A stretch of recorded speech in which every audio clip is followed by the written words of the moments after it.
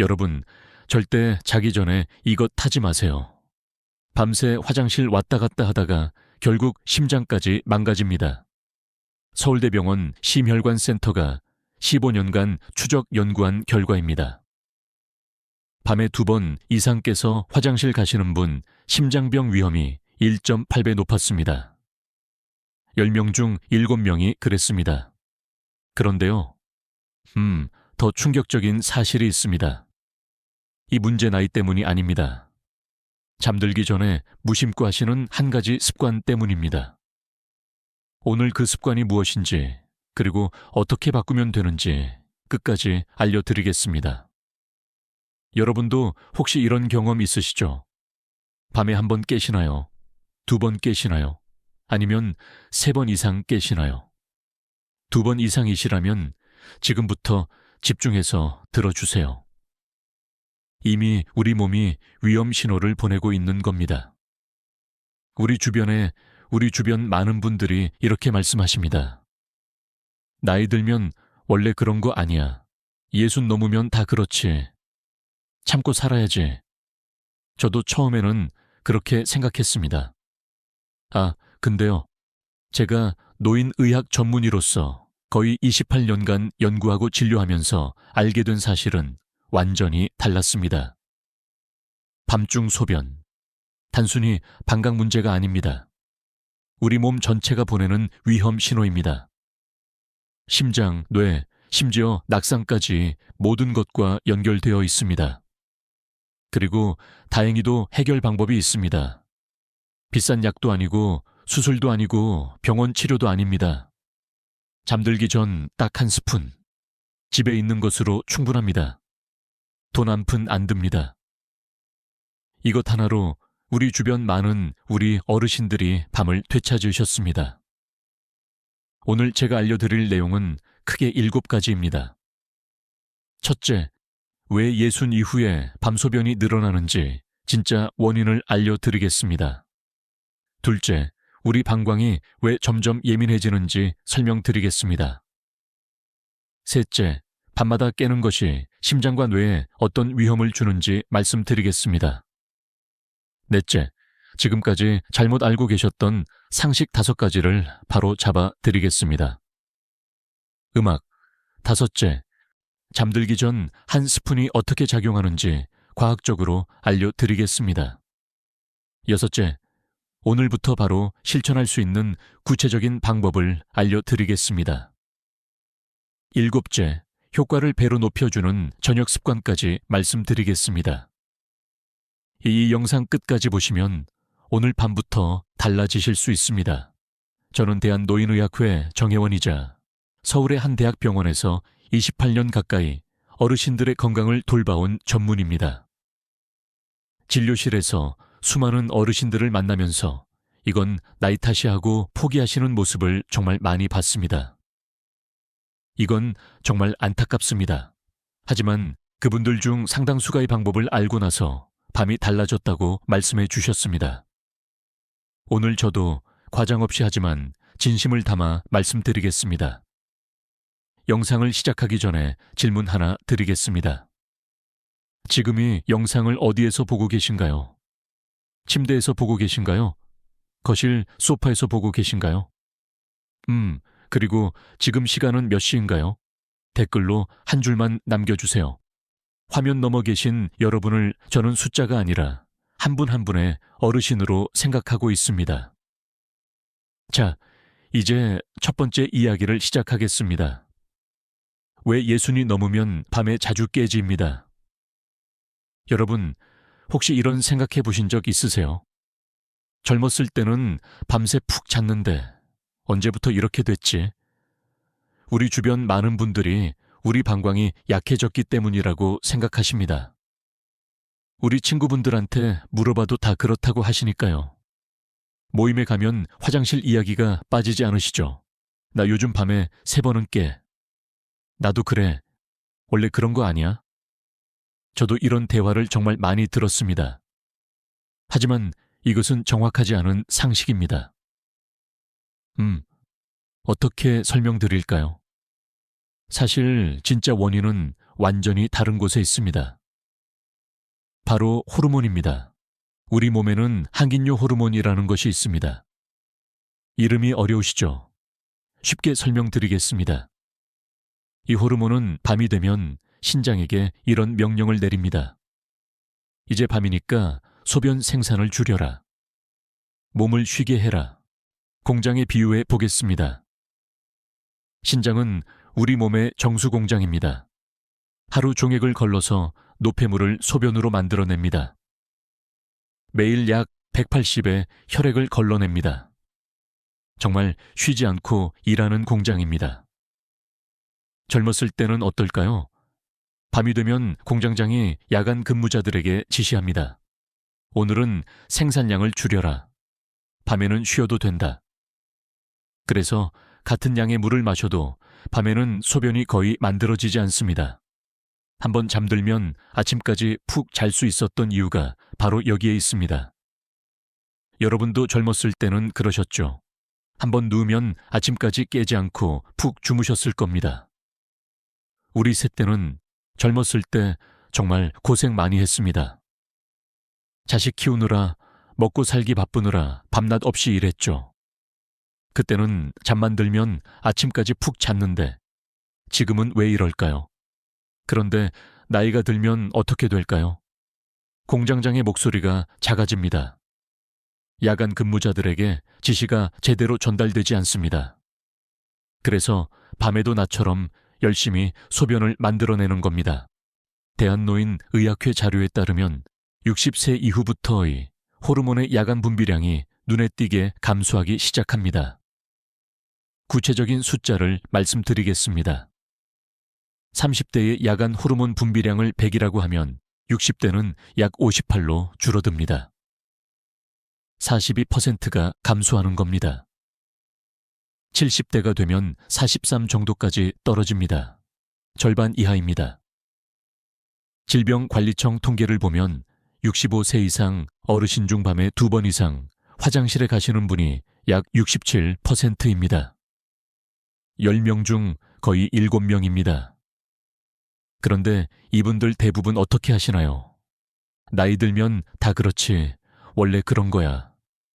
이렇게 넘기십니다. 하지만 이것은 단순한 불편함이 아닙니다. 우리 몸이 보내는 신호입니다. 70세를 넘기면 밤과 낮의 호르몬 차이가 거의 사라집니다. 10명 중 8명에서 이런 변화가 관찰됩니다. 신장은 밤에도 나처럼 쉬지 않고 소변을 만들어냅니다. 물을 많이 마시지 않았는데도 새벽에 화장실에 가셔야 하는 이유가 바로 여기에 있습니다. 제가 진료실에서 만난 한 분이 떠오릅니다. 67세 남성분이셨습니다. 밤마다 3번씩 깨신다고 하셨어요. 처음에 이렇게 말씀하셨습니다. 선생님, 저는 전립선이 안 좋은 거 아닌가요? 친구들도 다 그렇다고 하던데요. 검사를 해봤더니 전립선은 나이에 비해 상태가 좋은 편이었습니다. 문제는 전립선이 아니라 야간 호르몬 분비 저하였습니다. 제가 설명을 드리니 그분이 이렇게 말씀하셨어요. 아, 그러면 우리 방황이 잘못된 게 아니라 몸의 시계가 고장난 거군요. 정확하게 이해하셨습니다. 오래된 시계를 생각해 보세요. 새 시계는 정확한 시간을 알려줍니다. 아침 7시면 7시, 밤 10시면 10시. 하지만 오래된 시계는 어떤가요? 5분씩 느려지기도 하고 10분씩 빨라지기도 합니다. 정확한 시간을 알 수 없게 됩니다. 우리 몸의 우리 생체 시계도 마찬가지입니다. 나이가 들면 밤인지 낮인지 헷갈리기 시작합니다. 여러분이 이야기를 들으시면서 혹시 이런 생각 드시나요? 아, 내가 이상한 게 아니었구나.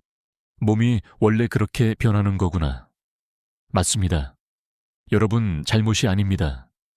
의지가 약한 것도 아닙니다. 몸의 리듬이 바뀐 것뿐입니다. 그런데 문제는 이 변화가 소리 없이 진행된다는 점입니다. 통증도 없고 특별한 경고 신호도 없습니다. 그저 어느 날부터 잠이 얕아지고 새벽에 눈이 떠지고 다시 잠들기가 어려워집니다. 이때 우리 주변 많은 분들이 어떻게 하시나요? 나이가 들면 다 그렇지, 참고 살아야지, 이렇게 넘기십니다. 하지만 그렇게 지나친 밤들이 쌓이면 우리 몸은 점점 더 밤을 휴식 시간이 아닌 활동 시간으로 착각하게 됩니다. 그리고 그 오해가 바로 야간료를 고착시키는 출발점이 됩니다. 제가 기억하는 또 한 분이 계십니다. 70이 새 여성분이셨는데 남편분이 밤에 자주 깨시는 것 때문에 함께 오셨습니다. 아내분이 이렇게 말씀하셨어요. 선생님, 남편이 밤에 서너 번씩 깨니까 저도 잠을 못 자요. 부부가 같이 힘들어요. 남편분은 미안해 하셨습니다. 옆에서 고개를 숙이고 계셨어요. 하지만 검사 결과를 보니 우리 방광이나 전립선에 큰 문제가 없었습니다. 호르몬 변화와 생활 습관이 원인이었습니다. 3주 정도 제가 알려드린 방법을 실천하신 후에 다시 오셨는데 아내분이 활짝 웃으시면서 말씀하셨어요. 선생님, 이제 저도 잠을 자요. 남편도 한두 번밖에 안 깨요. 그 모습을 보면서 저는 생각했습니다. 밤소변은 한 사람만의 문제가 아니구나. 우리 가족 전체의 삶의 질과 연결되어 있구나. 여러분, 가정은 어떠세요? 배우자분이나 가족분이 여러분 때문에 함께 잠을 못 주무시고 계신 건 아닌가요? 자, 지금까지 첫 번째 원인을 말씀드렸습니다. 호르몬 변화입니다. 기억하시죠?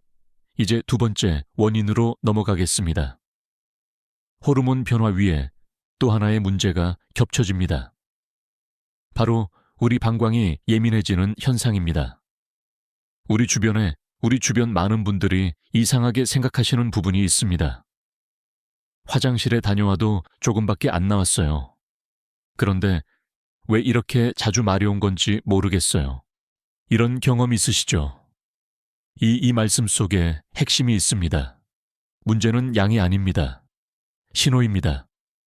국내 비뇨의학회 연구에 따르면 젊은 성인의 방광은 약 300ml 크가 차야 강한 신호를 보냅니다.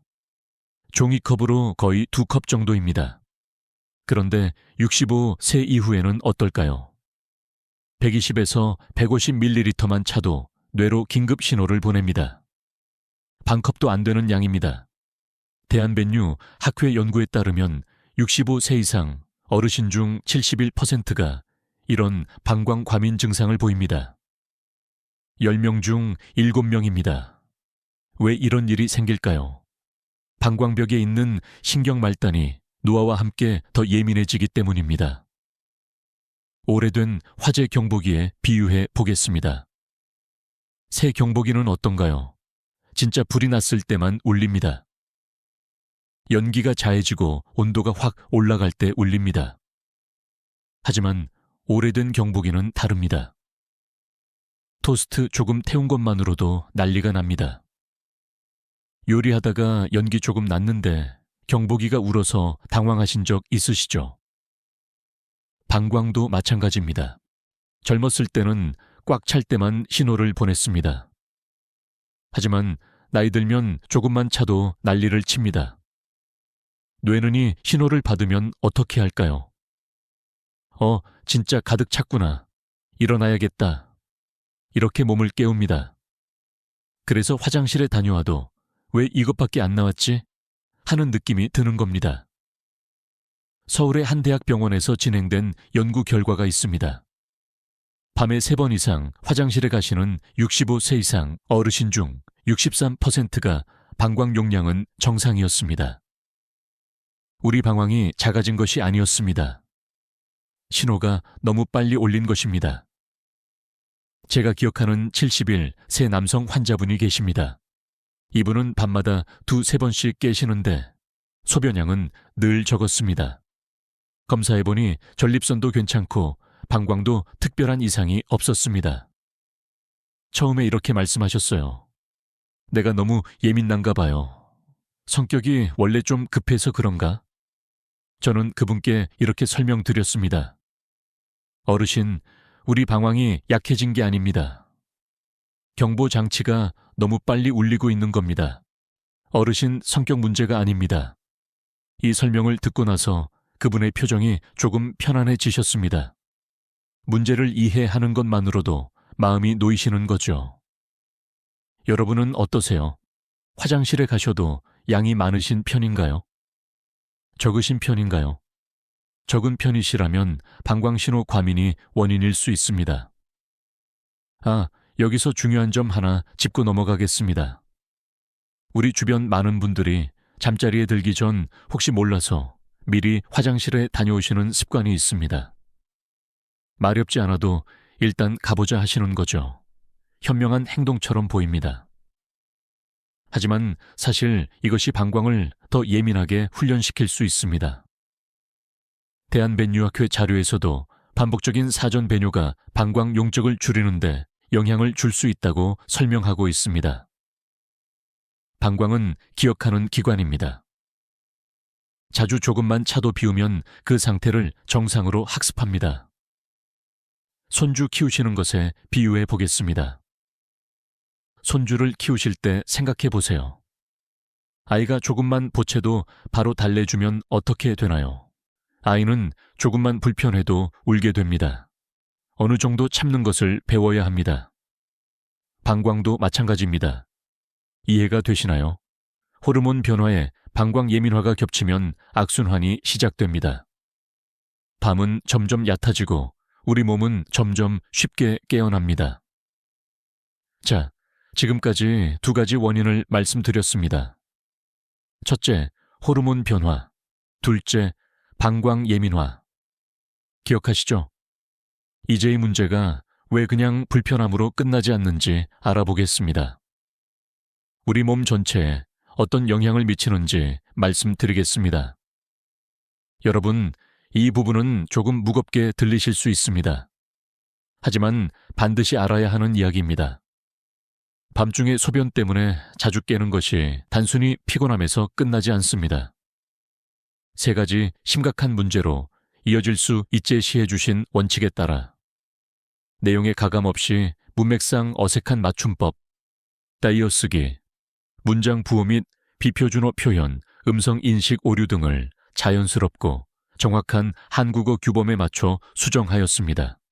원본의 문장, 수화 텍스트의 덩어리 단일 문단, 구조를 그대로 유지했으며 이해를 돕기 위해 적절한 위치에 이미지 태그를 삽입했습니다. 셔터스톡 여러분, 절대 자기 전에 이것 하지 마세요. 밤새 화장실 왔다 갔다 하다가 결국 심장까지 망가집니다. 서울대병원 심혈관센터가 15년간 추적 연구한 결과입니다. 밤에 2번 이상 까에서 화장실 가시는 분은 심장병 위험이 1.8배 높았습니다. 10명 중 7명이 그랬습니다. 그런데요, 더 충격적인 사실이 있습니다.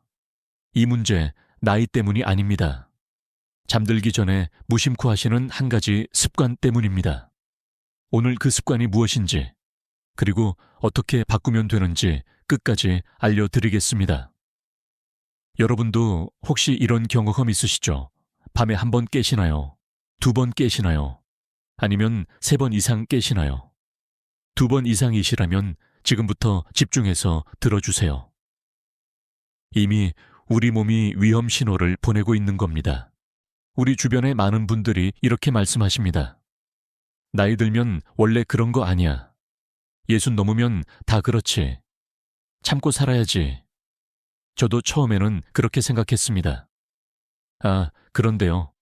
제가 노인의학 전문의로서 거의 28년간 연구하고 진료하면서 알게 된 사실은 완전히 달랐습니다. 밤중 소변, 단순히 방광 문제가 아닙니다. 우리 몸 전체가 보내는 위험 신호입니다. 심장, 뇌, 심지어 낙상까지 이 모든 것과 연결되어 있습니다. 그리고 다행히도 해결 방법이 있습니다. 비싼 약도 아니고 수술도 아니고 병원 치료도 아닙니다. 잠들기 전 딱 1스푼. 집에 있는 것으로 충분합니다. 돈 1푼 안 듭니다. 이것 하나로 우리 주변의 많은 어르신들이 밤을 되찾으셨습니다. 오늘 제가 알려드릴 내용은 크게 7가지입니다. 첫째, 왜 예순 이후에 밤소변이 늘어나는지 진짜 원인을 알려드리겠습니다. 둘째, 우리 방광이 왜 점점 예민해지는지 설명드리겠습니다. 셋째, 밤마다 깨는 것이 심장과 뇌에 어떤 위험을 주는지 말씀드리겠습니다. 넷째, 지금까지 잘못 알고 계셨던 상식 5가지를 바로잡아 드리겠습니다. 음악. 다섯째, 잠들기 전 한 스푼이 어떻게 작용하는지 과학적으로 알려드리겠습니다. 여섯째, 오늘부터 바로 실천할 수 있는 구체적인 방법을 알려드리겠습니다. 일곱째, 효과를 배로 높여주는 저녁 습관까지 말씀드리겠습니다. 이 영상 끝까지 보시면 오늘 밤부터 달라지실 수 있습니다. 저는 대한노인의학회 정회원이자 서울의 한 대학병원에서 28년 가까이 어르신들의 건강을 돌봐온 전문의입니다. 진료실에서 수많은 어르신들을 만나면서 이건 나이 탓이야 하고 포기하시는 모습을 정말 많이 봤습니다. 이건 정말 안타깝습니다. 하지만 그분들 중 상당수가 이 방법을 알고 나서 밤이 달라졌다고 말씀해 주셨습니다. 오늘 저도 과장 없이 하지만 진심을 담아 말씀드리겠습니다. 영상을 시작하기 전에 질문 하나 드리겠습니다. 지금 이 영상을 어디에서 보고 계신가요? 침대에서 보고 계신가요? 거실, 소파에서 보고 계신가요? 그리고 지금 시간은 몇 시인가요? 댓글로 한 줄만 남겨주세요. 화면 너머 계신 여러분을 저는 숫자가 아니라 한 분 한 분의 어르신으로 생각하고 있습니다. 자, 이제 첫 번째 이야기를 시작하겠습니다. 왜 예순이 넘으면 밤에 자주 깨는지입니다. 여러분, 혹시 이런 생각해 보신 적 있으세요? 젊었을 때는 밤새 푹 잤는데 언제부터 이렇게 됐지? 우리 주변 많은 분들이 우리 방광이 약해졌기 때문이라고 생각하십니다. 우리 친구분들한테 물어봐도 다 그렇다고 하시니까요. 모임에 가면 화장실 이야기가 빠지지 않으시죠? 나 요즘 밤에 3번은 깨. 나도 그래. 원래 그런 거 아니야? 저도 이런 대화를 정말 많이 들었습니다. 하지만 이것은 정확하지 않은 상식입니다. 어떻게 설명드릴까요? 사실 진짜 원인은 완전히 다른 곳에 있습니다. 바로 호르몬입니다. 우리 몸에는 항긴요, 호르몬이라는 것이 있습니다. 이름이 어려우시죠? 쉽게 설명드리겠습니다. 이 호르몬은 밤이 되면 신장에게 이런 명령을 내립니다. 이제 밤이니까 소변 생산을 줄여라. 몸을 쉬게 해라. 공장에 비유해 보겠습니다. 신장은 우리 몸의 정수 공장입니다. 하루 종일 혈액을 걸러서 노폐물을 소변으로 만들어냅니다. 매일 약 180리터의 혈액을 걸러냅니다. 정말 쉬지 않고 일하는 공장입니다. 젊었을 때는 어떨까요? 밤이 되면 공장장이 야간 근무자들에게 지시합니다. 오늘은 생산량을 줄여라. 밤에는 쉬어도 된다. 그래서 같은 양의 물을 마셔도 밤에는 소변이 거의 만들어지지 않습니다. 한번 잠들면 아침까지 푹 잘 수 있었던 이유가 바로 여기에 있습니다. 여러분도 젊었을 때는 그러셨죠? 한번 누우면 아침까지 깨지 않고 푹 주무셨을 겁니다. 우리 세대는 젊었을 때 정말 고생 많이 했습니다. 자식 키우느라, 먹고 살기 바쁘느라 밤낮 없이 일했죠. 그때는 잠만 들면 아침까지 푹 잤는데 지금은 왜 이럴까요? 그런데 나이가 들면 어떻게 될까요? 공장장의 목소리가 작아집니다. 야간 근무자들에게 지시가 제대로 전달되지 않습니다. 그래서 밤에도 나처럼 열심히 소변을 만들어내는 겁니다. 대한노인의학회 자료에 따르면 60세 이후부터 이 호르몬의 야간 분비량이 눈에 띄게 감소하기 시작합니다. 구체적인 숫자를 말씀드리겠습니다. 30대의 야간 호르몬 분비량을 100이라고 하면 60대는 약 58로 줄어듭니다. 42%가 감소하는 겁니다. 70대가 되면 43 정도까지 떨어집니다. 절반 이하입니다. 질병관리청 통계를 보면 65세 이상 어르신 중 밤에 2번 이상 화장실에 가시는 분이 약 67%입니다. 10명 중 거의 7명입니다. 그런데 이분들 대부분 어떻게 하시나요? 나이 들면 다 그렇지, 원래 그런 거야. 이렇게 넘기십니다. 하지만 이것은 단순한 불편함이 아닙니다. 우리 몸이 보내는 신호입니다. 70세를 넘기면 밤과 낮의 호르몬 차이가 거의 사라집니다. 10명 중 8명에서 이런 변화가 관찰됩니다. 신장은 밤에도 낮처럼 쉬지 않고 소변을 만들어냅니다. 물을 많이 마시지 않았는데도 새벽에 화장실에 가셔야 하는 이유가 바로 여기에 있습니다. 제가 진료실에서 만난 한 분이 떠오릅니다. 67 세 남성분이셨습니다. 밤마다 3번씩 깨신다고 하셨어요. 처음에 이렇게 말씀하셨습니다. 선생님, 저는 전립선이 안 좋은 거 아닌가요? 친구들도 다 그렇다고 하던데요. 검사를 해봤더니 전립선은 나이에 비해 상태가 좋은 편이었습니다. 문제는 전립선이 아니라 야간 호르몬 분비 저하였습니다. 제가 설명을 드리니 그분이 이렇게 말씀하셨어요. 아, 그러면 우리 방광이 잘못된 게 아니라 몸의 시계가 고장 난 거군요.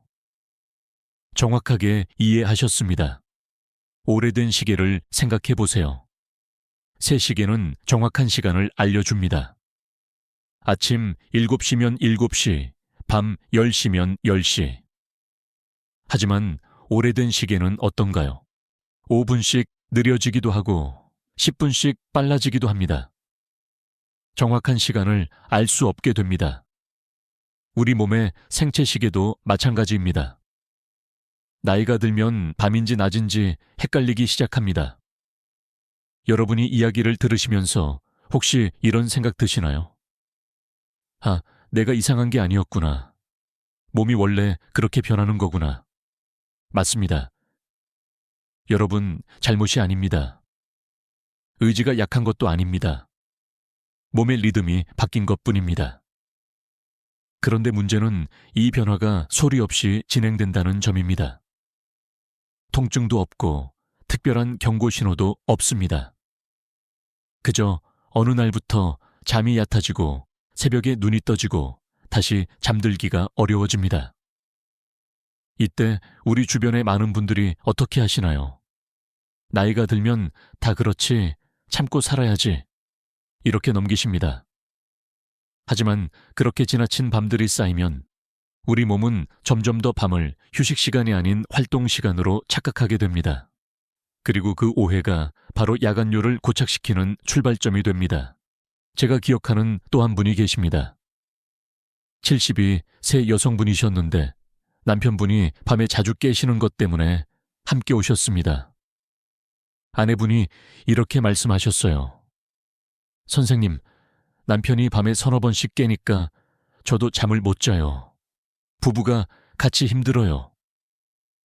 남편분은 미안해 하셨습니다. 옆에서 고개를 숙이고 계셨어요. 하지만 검사 결과를 보니 방광이나 전립선에 큰 문제가 없었습니다. 호르몬 변화와 생활 습관이 원인이었습니다. 3주 정도 제가 알려드린 방법을 실천하신 후에 다시 오셨는데 아내분이 활짝 웃으시면서 말씀하셨어요. 선생님, 이제 저도 잠을 자요. 남편도 1-2번밖에 안 깨요. 그 모습을 보면서 저는 생각했습니다. 밤소변은 한 사람만의 문제가 아니구나. 우리 가족 전체의 삶의 질과 연결되어 있구나. 여러분의 가정은 어떠세요? 배우자분이나 가족분이 여러분 때문에 함께 잠을 못 주무시고 계신 건 아닌가요? 자, 지금까지 첫 번째 원인을 말씀드렸습니다. 호르몬 변화입니다. 기억하시죠? 이제 두 번째 원인으로 넘어가겠습니다. 호르몬 변화 위에 또 하나의 문제가 겹쳐집니다. 바로 우리 방광이 예민해지는 현상입니다. 우리 주변의 많은 분들이 이상하게 생각하시는 부분이 있습니다. 화장실에 다녀와도 조금밖에 안 나왔어요. 그런데 왜 이렇게 자주 마려운 건지 모르겠어요. 이런 경험 있으시죠? 이 말씀 속에 핵심이 있습니다. 문제는 양이 아닙니다. 신호입니다. 국내 비뇨의학회 연구에 따르면 젊은 성인의 방광은 약 300ml가 차야 강한 신호를 보냅니다. 종이컵으로 거의 2컵 정도입니다. 그런데 65세 이후에는 어떨까요? 120에서 150ml만 차도 뇌로 긴급 신호를 보냅니다. 반 컵도 안 되는 양입니다. 대한변유학회 연구에 따르면 65세 이상 어르신 중 71%가 이런 방광 과민 증상을 보입니다. 10명 중 7명입니다. 왜 이런 일이 생길까요? 방광벽에 있는 신경말단이 노화와 함께 더 예민해지기 때문입니다. 오래된 화재 경보기에 비유해 보겠습니다. 새 경보기는 어떤가요? 진짜 불이 났을 때만 울립니다. 연기가 자욱해지고 온도가 확 올라갈 때 울립니다. 하지만 오래된 경보기는 다릅니다. 토스트 조금 태운 것만으로도 난리가 납니다. 요리하다가 연기 조금 났는데 경보기가 울어서 당황하신 적 있으시죠? 방광도 마찬가지입니다. 젊었을 때는 꽉 찰 때만 신호를 보냈습니다. 하지만 나이 들면 조금만 차도 난리를 칩니다. 뇌는 이 신호를 받으면 어떻게 할까요? 진짜 가득 찼구나. 일어나야겠다. 이렇게 몸을 깨웁니다. 그래서 화장실에 다녀와도 왜 이것밖에 안 나왔지? 하는 느낌이 드는 겁니다. 서울의 한 대학병원에서 진행된 연구 결과가 있습니다. 밤에 3번 이상 화장실에 가시는 65세 이상 어르신 중 63%가 방광 용량은 정상이었습니다. 방광이 작아진 것이 아니었습니다. 신호가 너무 빨리 울린 것입니다. 제가 기억하는 70일 새 남성 환자분이 계십니다. 이분은 밤마다 2-3번씩 깨시는데 소변량은 늘 적었습니다. 검사해 보니 전립선도 괜찮고 방광도 특별한 이상이 없었습니다. 처음에 이렇게 말씀하셨어요. 내가 너무 예민한가 봐요. 성격이 원래 좀 급해서 그런가? 저는 그분께 이렇게 설명드렸습니다. 어르신, 방광이 약해진 게 아닙니다. 경보장치가 너무 빨리 울리고 있는 겁니다. 어르신 성격 문제가 아닙니다. 이 설명을 듣고 나서 그분의 표정이 조금 편안해지셨습니다. 문제를 이해하는 것만으로도 마음이 놓이시는 거죠. 여러분은 어떠세요? 화장실에 가셔도 양이 많으신 편인가요? 적으신 편인가요? 적은 편이시라면 방광 신호 과민이 원인일 수 있습니다. 여기서 중요한 점 하나 짚고 넘어가겠습니다. 우리 주변 많은 분들이 잠자리에 들기 전 혹시 몰라서 미리 화장실에 다녀오시는 습관이 있습니다. 마렵지 않아도 일단 가보자 하시는 거죠. 현명한 행동처럼 보입니다. 하지만 사실 이것이 방광을 더 예민하게 훈련시킬 수 있습니다. 대한변유학회 자료에서도 반복적인 사전 변뇨가 방광 용적을 줄이는 데 영향을 줄 수 있다고 설명하고 있습니다. 방광은 기억하는 기관입니다. 자주 조금만 차도 비우면 그 상태를 정상으로 학습합니다. 손주 키우시는 것에 비유해 보겠습니다. 손주를 키우실 때 생각해 보세요. 아이가 조금만 보채도 바로 달래주면 어떻게 되나요? 아이는 조금만 불편해도 울게 됩니다. 어느 정도 참는 것을 배워야 합니다. 방광도 마찬가지입니다. 이해가 되시나요? 호르몬 변화에 방광 예민화가 겹치면 악순환이 시작됩니다. 밤은 점점 얕아지고 우리 몸은 점점 쉽게 깨어납니다. 자, 지금까지 2가지 원인을 말씀드렸습니다. 첫째, 호르몬 변화. 둘째, 방광 예민화. 기억하시죠? 이제 이 문제가 왜 그냥 불편함으로 끝나지 않는지 알아보겠습니다. 우리 몸 전체에 어떤 영향을 미치는지 말씀드리겠습니다. 여러분, 이 부분은 조금 무겁게 들리실 수 있습니다. 하지만 반드시 알아야 하는 이야기입니다. 밤중에 소변 때문에 자주 깨는 것이 단순히 피곤함에서 끝나지 않습니다. 3가지 심각한 문제로 이어질 수 있습니다. 첫째, 심장 문제입니다. 둘째, 뇌 문제입니다. 셋째, 낙상 위험입니다. 하나씩 자세히 말씀드리겠습니다. 먼저 심장 이야기부터 해보겠습니다. 우리가 깊이 잠들면 심장도 함께 쉽니다. 정상적인 깊은 수면 동안에는 혈압이 자연스럽게 10에서 18% 정도 내려갑니다. 이것을 야간 혈압 하강이라고 부릅니다. 이 과정이 심장 건강에 매우 중요합니다. 심장을 트럭에 비유해 보겠습니다. 낮에는 무거운 짐을 싣고 열심히 달립니다. 배달도 하고 이삿짐도 옮깁니다. 하루 종일 쉬지 않고 일합니다. 밤에는 어떻게 해야 할까요? 짐을 내리고 정비소에서 쉬어야 합니다. 엔진도 식히고 타이어도 점검하고 기름도 갈아야 합니다. 그래야 다음날 또 달릴 수 있습니다. 수면이 바로 그 정비 시간입니다. 그런데 대한고혈압학회 자료에 따르면 밤에 2번 이상 깨는 분들 중 상당수가 이 혈압 하강이 제대로 일어나지 않습니다. 구체적으로 말씀드리면 야간에 2번 이상 깨는 분들의 57%가 혈압 하강 부전을 보였습니다. 10명 중 거의 6명입니다. 몸은 누워있지만 심장은 밤새 긴장 상태에 놓여 있는 겁니다. 트럭이 정비소에 들어갔는데도 엔진을 끄지 않고 공회전하는 것과 같습니다. 이런 상태가 반복되면 어떻게 될까요? 서울대병원 심혈관센터에 15년간 추적 연구 결과가 있습니다. 정말 충격적입니다. 밤에 2번 이상 깨는 어르신은 그렇지 않은 분에 비해 심근경색 위험이 1.8배였습니다. 뇌졸중 위험은 2.1배였습니다. 거의 2배입니다. 특히 새벽 4시에서 6시 사이가 가장 위험한 시간대로 나타났습니다. 왜 새벽이 위험할까요? 이 시간에 우리 몸은 혈압을 서서히 높여 깨어날 준비를 합니다. 일어날 준비를 하는 거죠.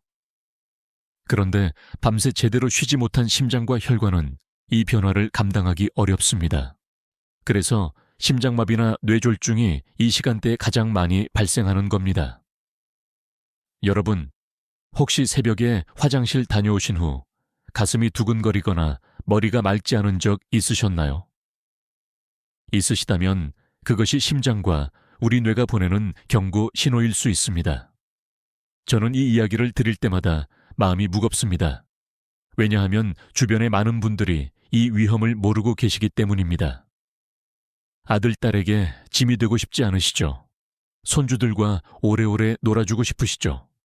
그러시려면 이 밤소변 문제를 가볍게 넘기시면 안 됩니다.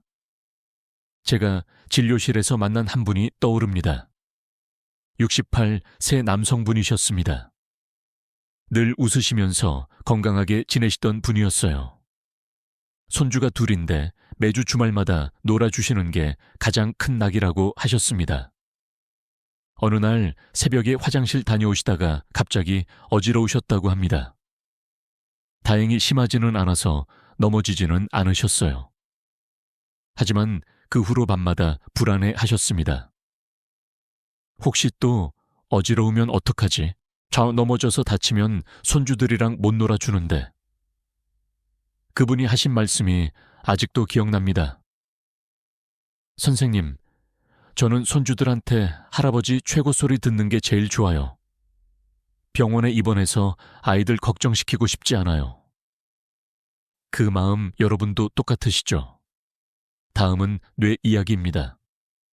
깊은 수면 중에는 뇌 안에서 아주 중요한 일이 일어납니다. 낮 동안 쌓인 노폐물을 청소하는 겁니다. 특히 알츠하이머와 관련된 베타 아밀로이드라는 단백질이 이 시간에 제거됩니다. 우리 뇌를 가게에 비유해 보겠습니다. 낮에는 손님을 맞이하느라 바쁩니다. 계산도 하고 물건도 정리하고 새 물건도 들여놓습니다. 하루 종일 쉴 틈이 없죠. 그러다 보면 쓰레기도 쌓이고 바닥도 더러워집니다. 밤에 가게 문을 닫으면 어떻게 하나요? 청소를 합니다. 바닥도 쓸고 진열대도 닦고 쓰레기도 버립니다. 그래야 다음날 새로 손님을 맞을 수 있습니다. 잠이 바로 그 청소 시간입니다. 뇌척수액이라는 것이 빗자루와 걸레 역할을 합니다. 수면 중에 뇌척수액이 순환하면서 노폐물을 쓸어냅니다. 대한신경과학회 보고에 따르면 깊은 수면 중에 뇌의 노폐물 청소 효율이 깨어 있을 때보다 훨씬 높습니다. 그런데 자꾸 깨면 어떻게 될까요? 가게 문을 열었다, 닫았다 하면 청소를 제대로 할 수 없겠죠. 국내 신경과학회 연구 결과에 따르면 수면이 자주 중단될수록 기억력 저하와 인지 기능 감소가 빠르게 나타났습니다. 특히 야간에 3번 이상 깨는 분들은 그렇지 않은 분에 비해 5년 후 치매 발생률이 1.7배 높았습니다. 많은 어르신들이 말씀하십니다. 요즘 깜빡깜빡해요. 이름이 잘 안 떠올라요. 뭘 하려고 했는지 잊어버려요. 이것이 단순한 노화가 아니라 깨진 수면의 결과인 경우가 적지 않습니다. 여러분, 혹시 최근에 이런 경험 있으셨나요? 냉장고 앞에 가서 뭘 꺼내려고 했는지 잊어버리신 적 있으세요? 열쇠를 어디 뒀는지 한참 찾으신 적 있으세요? 손주 이름이 순간 생각이 안 나신 적 있으세요? 있으시다면 혹시 밤잠이 문제일 수 있습니다. 저도 환자분들께 이 이야기를 드리면 주변의 많은 분들이 깜짝 놀라십니다. 아니, 밤에 화장실 가는 것이랑 기억력이랑 무슨 상관이에요? 이런 질문을 자주 받습니다. 상관이 있습니다. 아주 깊은 상관이 있습니다. 수면은 뇌의 청소 시간입니다. 이 시간이 계속 방해받으면 뇌에 노폐물이 쌓입니다. 그 노폐물이 바로 치매와 관련이 있습니다. 여러분은 혹시 주변에 치매에 걸리신 분을 보신 적 있으세요? 저는 진료실에서 정말 많이 봅니다. 그리고 그 가족들의 고통도 함께 봅니다. 치매는 본인만의 고통이 아닙니다. 우리 가족 전체가 함께 힘들어집니다. 자식들이 일을 그만두고 간병해야 합니다. 손주들이 할아버지, 할머니를 몰라보게 됩니다. 이 슬픈 이야기를 막을 수 있는 가장 기본적인 방법 중 하나가 바로 좋은 수면입니다. 밤에 자주 깨지 않는 것입니다. 마지막으로 낙상 이야기입니다. 가장 현실적인 위험입니다. 아직 잠에서 완전히 깨어나지 않은 상태에서 어두운 집 안을 걷는 것은 젊은 사람에게도 위험합니다. 하지만 관절과 시력이 약해진 어르신에게는 훨씬 더 치명적입니다. 보건복지부 통계에 따르면 65세 이상 어르신의 고관절, 골절 중 약 43%가 밤이나 새벽 시간대 화장실로 이동하다가 발생합니다. 거의 절반입니다. 한 번의 낙상이 어떤 결과를 가져올 수 있을까요?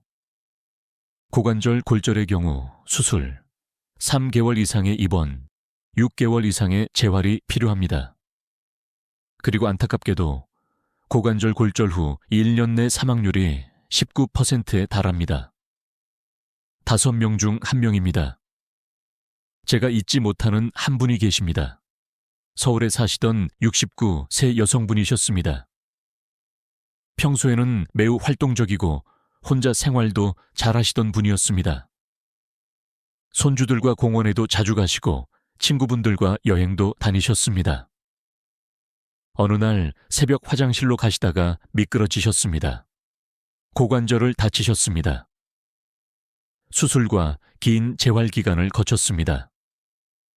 회복 후 진료실에서 그분이 이렇게 말씀하셨습니다. 선생님, 그냥 한번 화장실 가려다 이렇게 될 줄은 몰랐어요. 이제 손주들이랑 놀아주기도 힘들어요. 그 말 속에는 신체적인 고통보다도 자신감이 무너진 마음의 상처가 더 크게 느껴졌습니다. 니켜 안타까운 것은 그분의 가족들이었습니다. 딸이 직장을 그만두고 간병을 해야 됐습니다. 우리 가족 전체의 삶이 달라졌습니다. 나중에 그 딸분이 저한테 따로 말씀하셨어요. 선생님, 엄마가 밤에 자주 깬다는 건 알고 있었어요. 근데 그게 이렇게 위험한 줄은 몰랐어요. 진작 알았으면 뭔가 했을 텐데. 그 말을 듣는 순간 저도 마음이 아팠습니다. 여러분의 자녀분들도 아마 모르고 계실 겁니다. 부모님이 밤에 몇 번씩 깨신다는 것을요. 그리고 그것이 얼마나 위험한지도요. 오늘 이 영상을 자녀분들과 함께 보시는 것도 좋은 방법입니다. 가족이 함께 알아야 함께 예방할 수 있습니다. 여러분은 어떠세요? 침실에서 화장실까지 밤에 안전하게 이동할 수 있는 환경이신가요? 조명은 있으신가요? 센서 조명이나 야간 조명을 설치해 두셨나요? 문턱은 없으신가요? 작은 문턱도 밤에는 위험합니다. 미끄러운 바닥은 아니신가요? 화장실 바닥에 미끄럼 방지 매트가 있으신가요? 침대에서 일어날 때 잡을 수 있는 것이 있으신가요? 만약 한 가지라도 걱정이 되신다면 이 문제를 가볍게 넘기시면 안 됩니다. 자, 지금까지 3가지 위험을 말씀드렸습니다. 첫째, 심장 문제. 밤에 2번 이상 깨면 심장병 위험일 점 8배. 둘째, 뇌 문제. 수면 중단으로 치매 위험일 점 7배. 셋째, 낙상 위험. 고관절 골절의 43%가 야간 화장실 이동 중 발생. 기억하시죠? 그래서 저는 항상 강조합니다. 밤중 소변은 불편함의 문제가 아닙니다. 위험의 문제입니다. 다행히도 이 악순환을 부드럽게 끊어낼 방법이 있습니다. 몸을 억지로 누르는 방식이 아니라 밤에 쉬어도 된다는 신호를 다시 보내주는 방법입니다. 하지만 방법을 알려드리기 전에 먼저 여러분이 잘못 알고 계실 수 있는 상식들을 바로잡아 드리겠습니다. 이것을 모르시면 아무리 좋은 방법도 효과가 없습니다. 지금부터 말씀드릴 내용은 우리 주변의 많은 분들이 깜짝 놀라실 수 있습니다. 지금까지 알고 계셨던 것과 완전히 다르기 때문입니다. 잘못된 상식 5가지를 말씀드리겠습니다. 첫째, 저녁에 물을 안 마시면 된다는 상식입니다. 우리 주변 많은 분들이 밤에 화장실 가기 싫어서 저녁 6시 이후로 물을 거의 안 드십니다. 현명한 방법처럼 보이죠? 하지만 이것은 오히려 역효과를 냅니다. 왜 그럴까요? 수분이 부족해지면 소변이 농축됩니다. 진한 소변은 방광벽을 자극합니다. 자극을 받은 방광은 더 예민해집니다. 더 자주 신호를 보냅니다. 대한변유학회 연구에 따르면 저녁 수분 섭취를 극단적으로 줄인 그룹이 오히려 야간요 빈도가 높았습니다. 그러면 어떻게 해야 할까요? 답은 적당입니다. 저녁 식사 후 물 1컵, 종이컵으로 1컵 정도는 오히려 드시는 것이 좋습니다.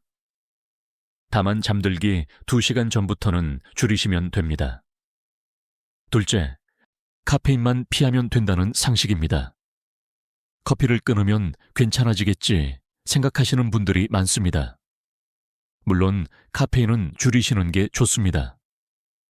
하지만 문제는 카페인만이 아닙니다. 알코올이 더 큰 문제입니다. 저녁에 소주 1잔, 맥주 1캔 드시는 분들 많으시죠? 잠이 잘 올 것 같다고 드시는 분도 계십니다. 하지만 알코올은 항긴요, 호르몬 분비를 억제합니다. 앞서 말씀드린 그 호르몬입니다. 공장장의 목소리를 더 작게 만듭니다. 그리고 방광을 자극해서 더 자주 마렵게 만듭니다. 서울대병원 비뇨의학과 연구에 따르면 저녁에 알코올을 섭취한 날 밤 야간요 빈도가 평균 1.4배 증가했습니다. 저녁 술은 밤 소변의 적입니다. 셋째, 나이 들면 어쩔 수 없다는 상식입니다. 60 넘으면 다 그렇지. 원래 그런 거야. 이렇게 생각하시는 분들이 정말 많습니다. 하지만 이것은 반은 맞고 반은 틀린 말입니다. 네, 나이 들면 호르몬이 변합니다.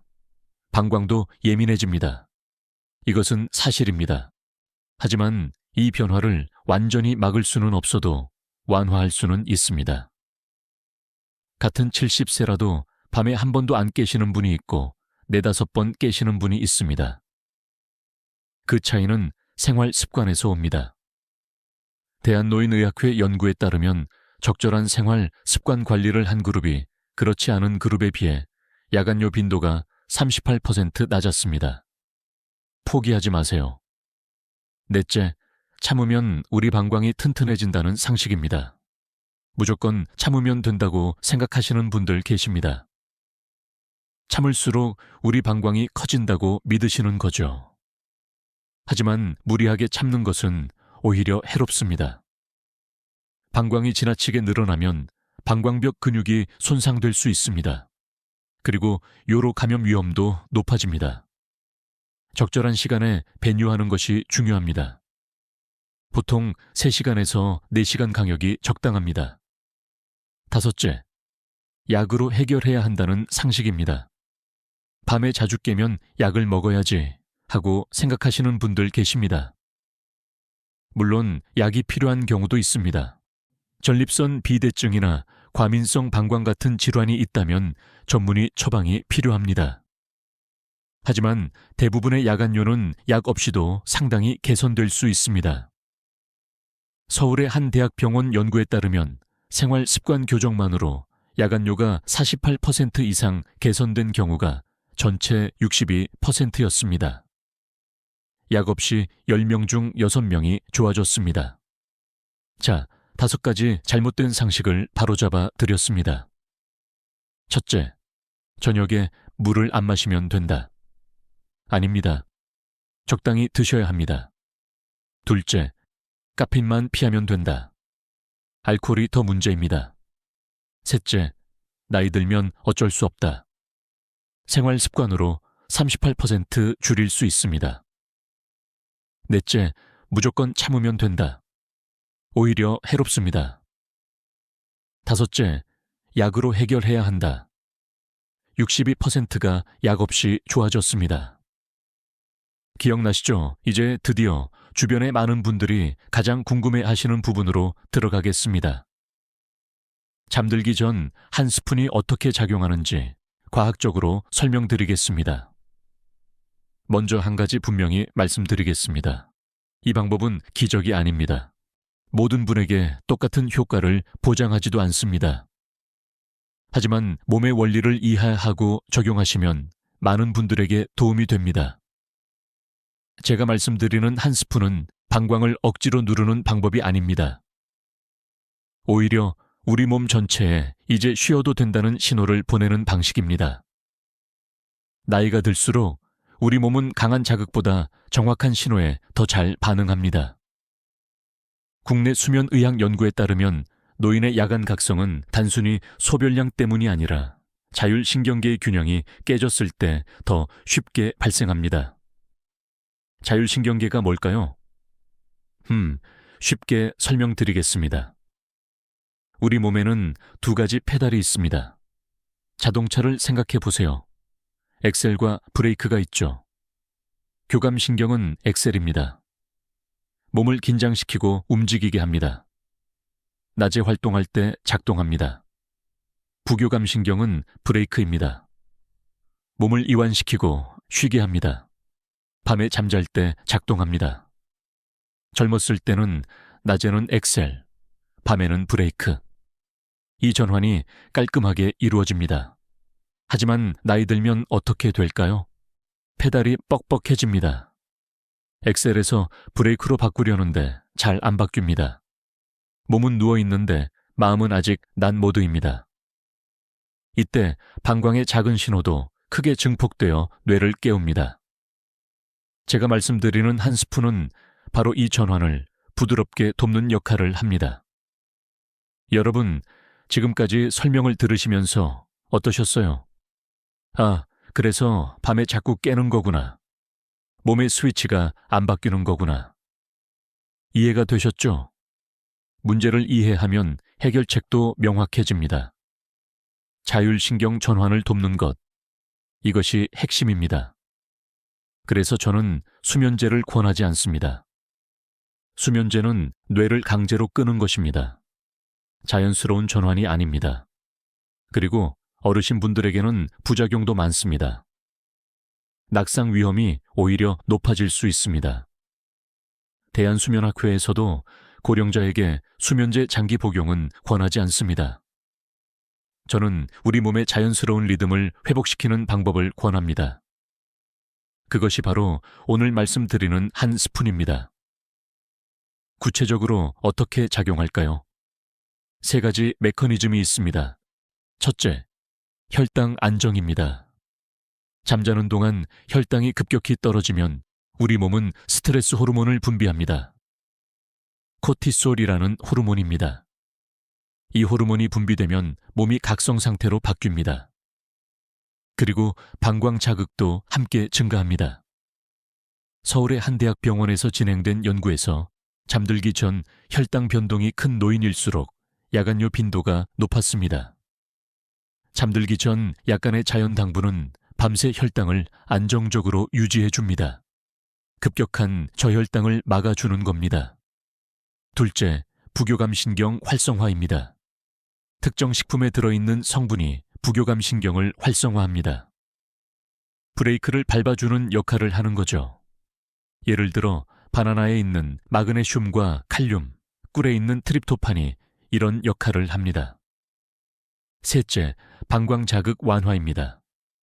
나이가 들면 방광 내벽이 건조하고 예민해집니다. 이때 자극을 완화해주는 요소가 있으면 배뇨, 충동이 과도하게 발생하는 것을 줄여줍니다. 대한변요학회 자료에서도 방광 자극을 줄이는 생활 습관이 야간요 관리의 핵심 중 하나라고 강조하고 있습니다. 그렇다면 구체적으로 무엇을 어떻게 먹으면 될까요? 세 가지 방법을 알려드리겠습니다. 하나만 선택하셔서 하시면 됩니다. 첫 번째 방법, 꿀 한 스푼입니다. 천연꿀을 작은 숟가락으로 한 스푼, 약 5ml 정도입니다. 물에 타지 마시고 그냥 그대로 드세요.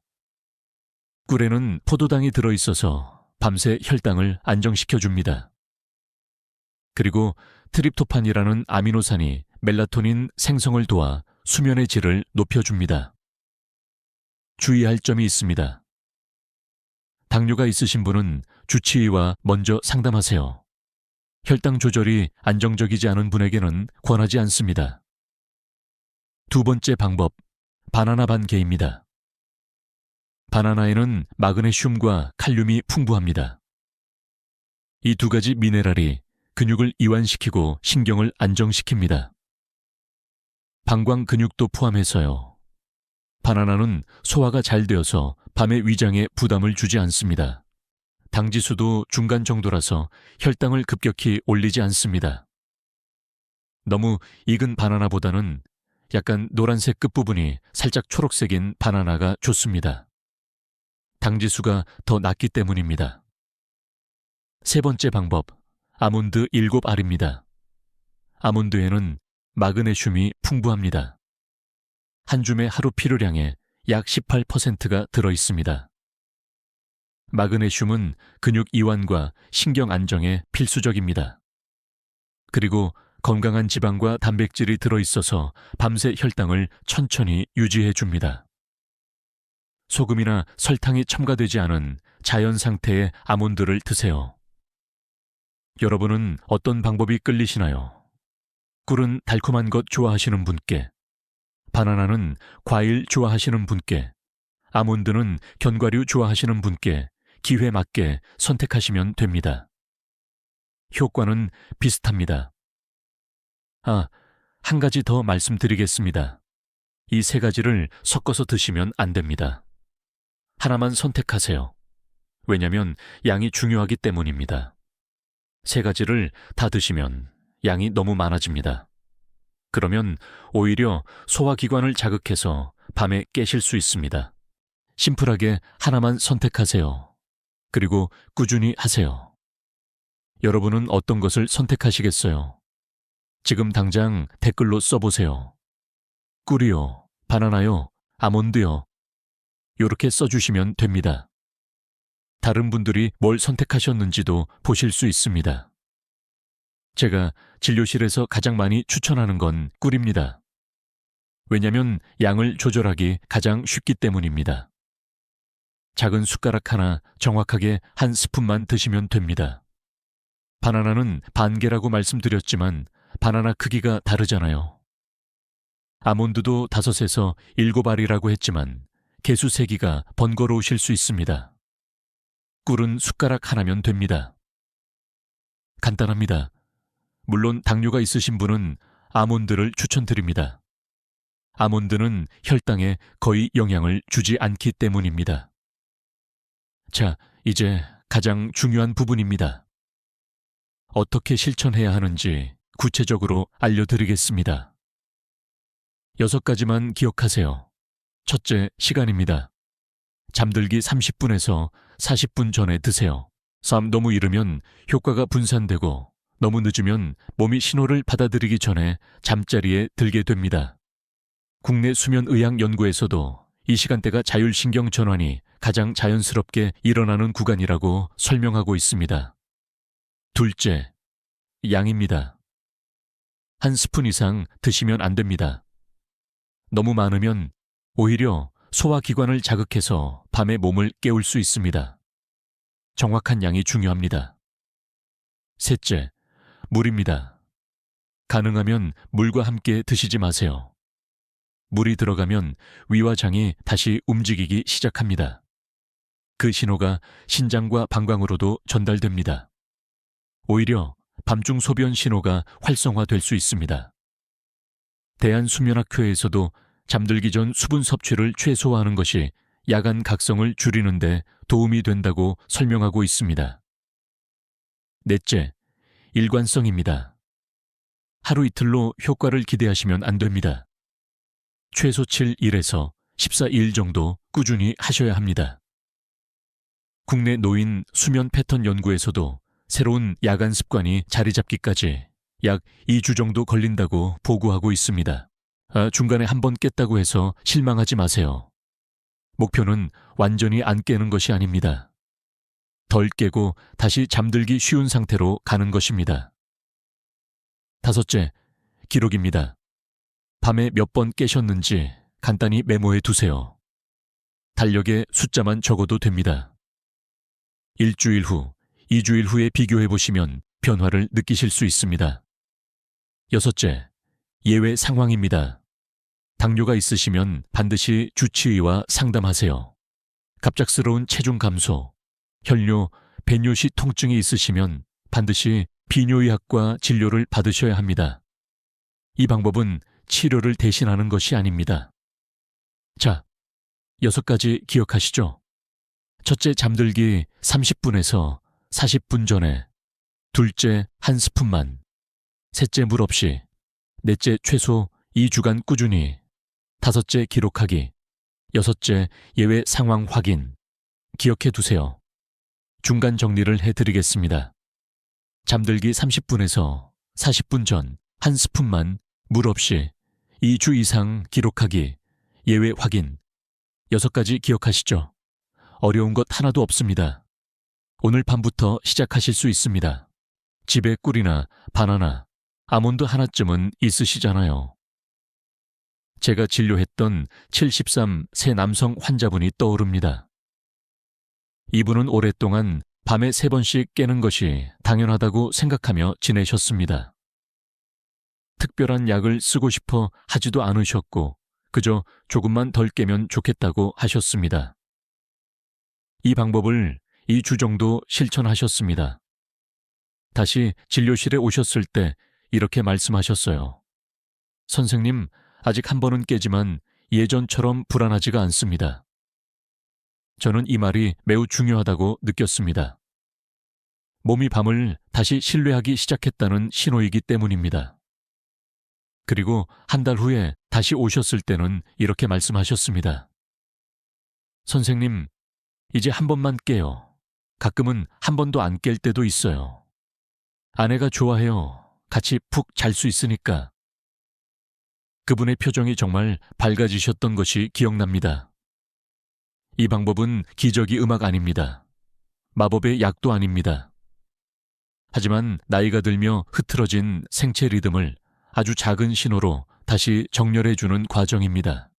여러분도 하실 수 있습니다. 어렵지 않습니다. 오늘 밤부터 시작하세요. 자, 지금까지 잠들기 전 한 스푼의 원리와 방법을 알려드렸습니다. 기억하시죠? 꿀, 바나나, 아몬드 중 하나. 잠들기 30분에서 40분 전, 물 없이 2주 이상 꾸준히. 이제 마지막으로 이 효과를 배로 높여주는 저녁 습관들을 알려드리겠습니다. 이것까지 함께 하시면 효과가 훨씬 좋아집니다. 저는 늘 말씀드립니다. 몸은 단 하나의 행동보다 저녁 전체의 분위기를 기억한다고요. 같은 한 스푼이라도 어떤 저녁을 보내셨느냐에 따라 효과가 완전히 달라집니다.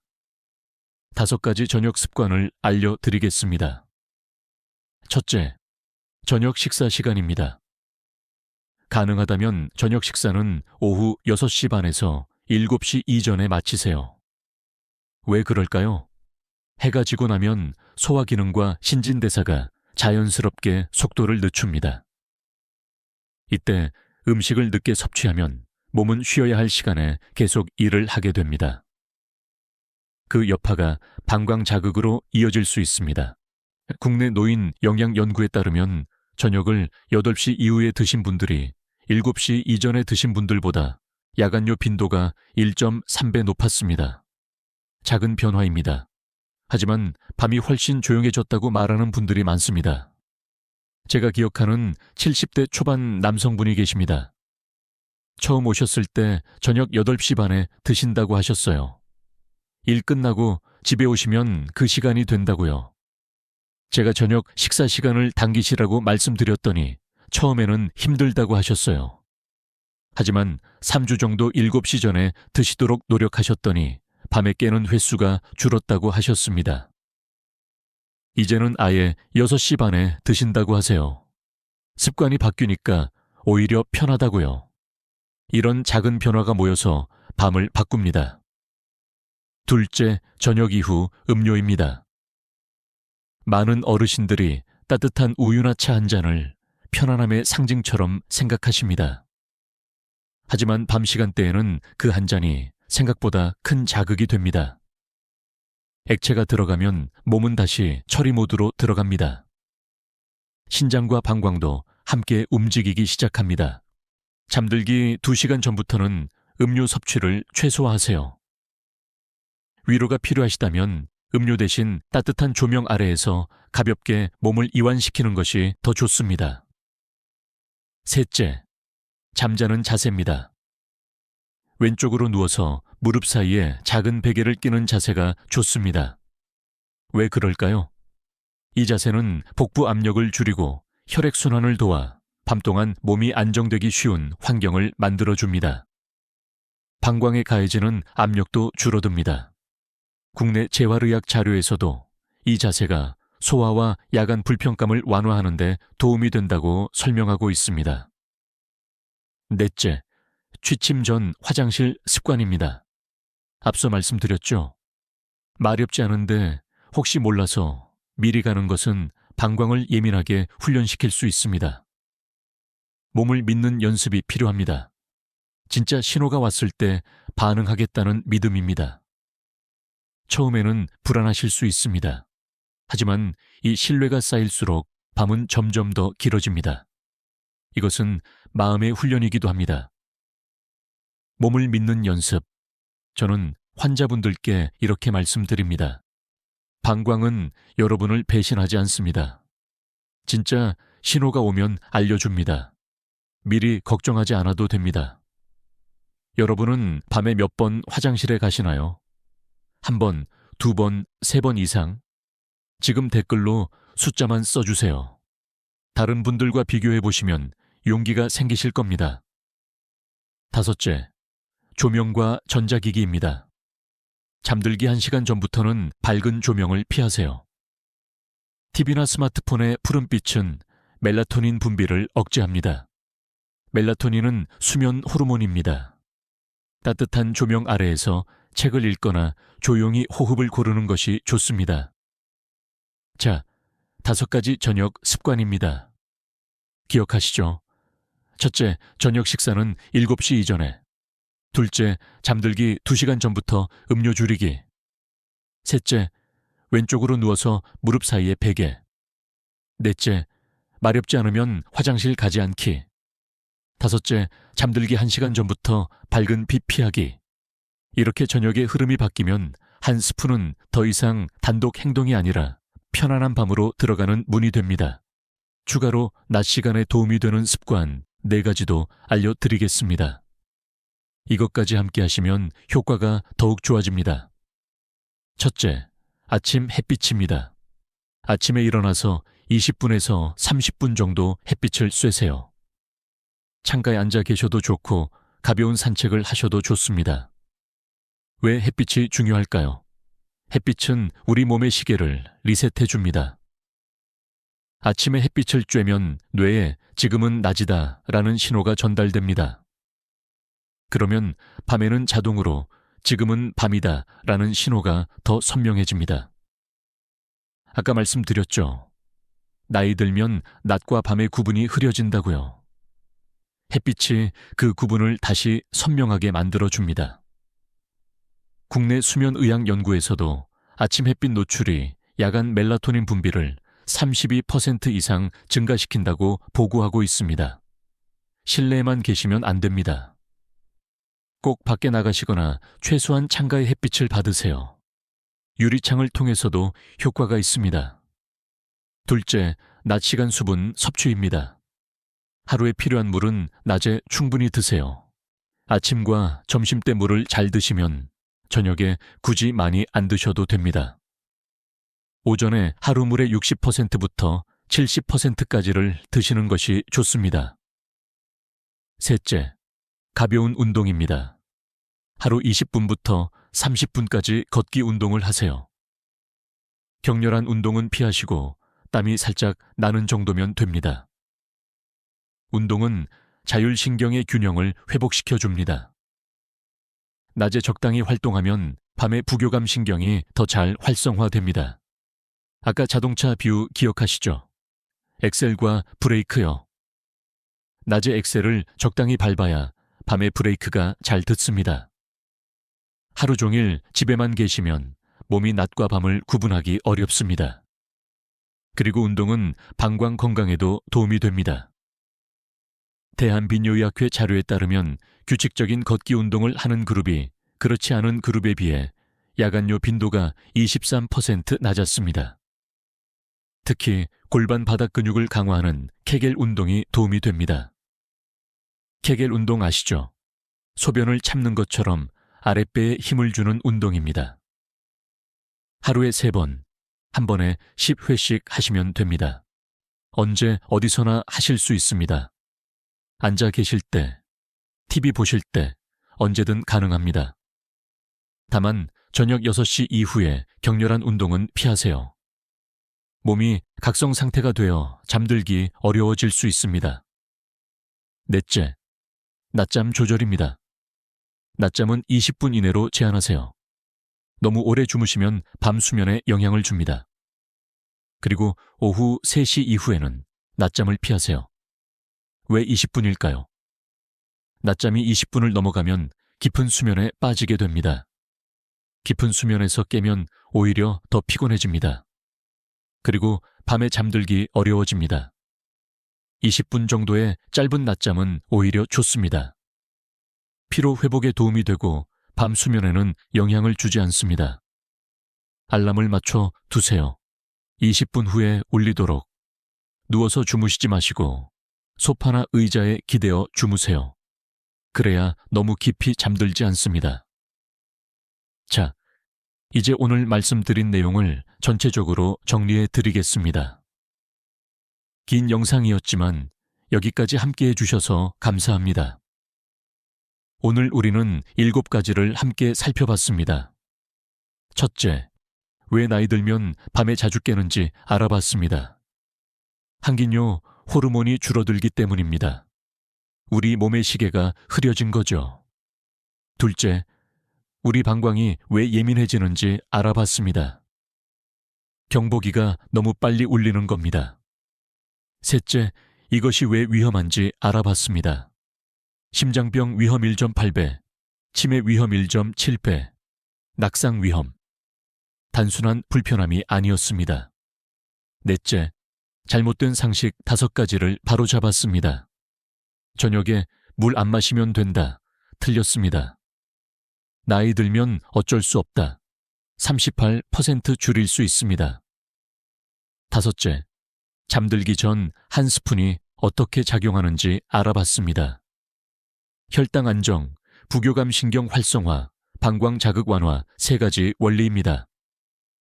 여섯째, 구체적인 실천 방법을 알려드렸습니다. 잠들기 30분에서 40분 전 한 스푼만 물 없이 2주 이상 꾸준히. 일곱째, 효과를 높이는 저녁 습관을 알려드렸습니다. 저녁 식사 7시 이전, 음료 줄이기, 왼쪽으로 눕기, 몸 밑기, 밝은 빛 피하기. 기억하시죠? 자, 이제 가장 중요한 것만 다시 한번 정리해 드리겠습니다. 오늘 영상에서 딱 3가지만 기억하세요. 첫째, 밤에 자주 깨는 것은 나이 탓만이 아닙니다. 호르몬 변화와 방광 예민화가 원인입니다. 그리고 생활 습관으로 충분히 개선할 수 있습니다. 둘째, 잠들기 전 한 스푼 습관을 시작하세요. 꿀, 바나나, 아몬드 중 하나. 잠들기 30분에서 40분 전에 물 없이 2주 이상 꾸준히. 셋째, 저녁 전체의 흐름을 바꾸세요. 저녁 식사는 7시 이전에. 음료는 잠들기 2시간 전부터 줄이기. 조명은 1시간 전부터 어둡게. 이 3가지만 기억하시면 됩니다. 어렵지 않습니다. 오늘 밤부터 시작할 수 있습니다. 돈 한 푼 안 듭니다. 집에 있는 것으로 충분합니다. 중요한 것은 완벽한 밤이 아닙니다. 조금 더 편안한 밤입니다. 한 번 덜 깨고 다시 잠들기가 쉬워지고 아침에 일어났을 때 몸이 덜 무겁게 느껴지는 것. 그 작은 변화들이 쌓이면 삶의 리듬도 함께 달라지기 시작합니다. 우리 세대는 자식 키우느라 정작 내 건강은 뒤로 했습니다. 먹고 살기 바빠서 몸은 늘 뒷전이었죠. 이제 우리 차례입니다. 손주들과 오래오래 놀아주시려면, 가족들에게 짐이 안 되시려면 지금부터 밤을 챙기셔야 합니다. 60 이후의 건강은 더 강한 자극이 아니라 더 지혜로운 돌봄에서 만들어집니다. 저는 진료실에서 매일 이것을 확인하고 있습니다. 여러분, 그동안 고생 많으셨습니다. 이제 스스로에게 조금 더 친절해지셔도 괜찮습니다. 이 영상의 내용은 일반적인 건강 정보를 바탕으로 한 것입니다. 개인의 상태에 따라 다를 수 있습니다. 통증, 혈뇨, 급격한 증상 변화가 있다면 반드시 전문의와 상담하시기 바랍니다. 이 영상은 진단이나 치료를 대신할 수 없습니다. 오늘 이야기가 마음에 조금이라도 닿았다면 댓글로 지금 계신 곳과 시간을 남겨주세요. 여러분의 한 줄 한 줄이 저에게는 다시 영상을 만들 힘이 됩니다. 도움이 되셨다면 좋아요 부탁드립니다. 가족 중에 밤에 자주 깨시는 분이 계시다면 이 영상을 공유해 주세요. 함께 건강해지실 수 있습니다. 구독해 주시면 더 많은 분들께 건강 정보가 전달됩니다. 올해 함께 건강해집시다. 저는 앞으로도 여러분의 밤이 조금 더 조용해질 수 있도록 과장 없이 하지만 진심을 담아 이야기하겠습니다. 오늘 밤은 스스로에게 조금 더 친절해지셔도 괜찮습니다. 편안한 밤 되시길 바랍니다. 감사합니다. 좋아요 부탁드립니다. 가족 중에 밤에 자주 깨시는 분이 계시다면 영상을 공유해 주세요. 함께 건강해지실 수 있습니다. 구독해 주시면 더 많은 분들께 건강 정보가 전달됩니다. 올해 함께 건강해집시다. 저는 앞으로도 여러분의 밤이 조금 더 조용해질 수 있도록 과장 없이 하지만 진심을 담아 이야기하겠습니다. 오늘 밤은 스스로에게 조금 더 친절해지셔도 괜찮습니다.